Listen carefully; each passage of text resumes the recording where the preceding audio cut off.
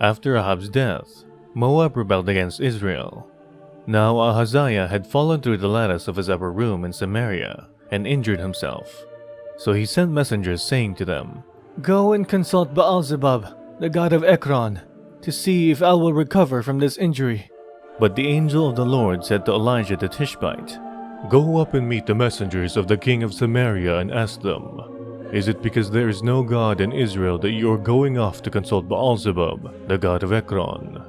Therefore this is what the Lord says, you will not leave the bed you are lying on.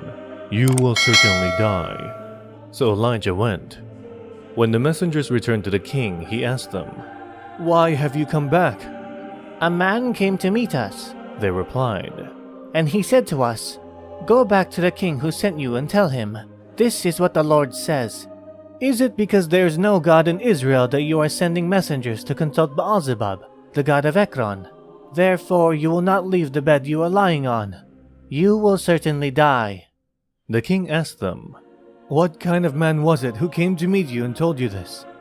They replied, "He had a garment of hair and had a leather belt around his waist."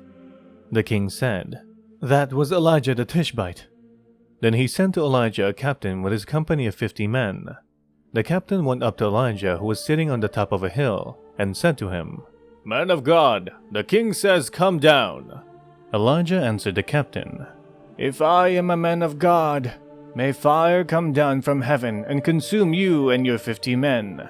Then fire fell from heaven and consumed the captain and his men. At this the king sent to Elijah another captain with his 50 men. The captain said to him, "Man of God, this is what the king says.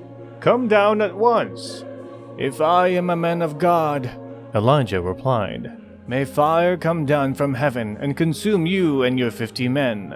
Then the fire of God fell from heaven and consumed him and his 50 men. So the king sent a third captain with his 50 men. This third captain went up and fell on his knees before Elijah. "Man of God," he begged, "please have respect for my life and the lives of these 50 men, your servants. See, fire has fallen from heaven and consumed the first 2 captains and all their men. But now, have respect for my life." The angel of the Lord said to Elijah, "Go down with him. Do not be afraid of him." So Elijah got up and went down with him to the king.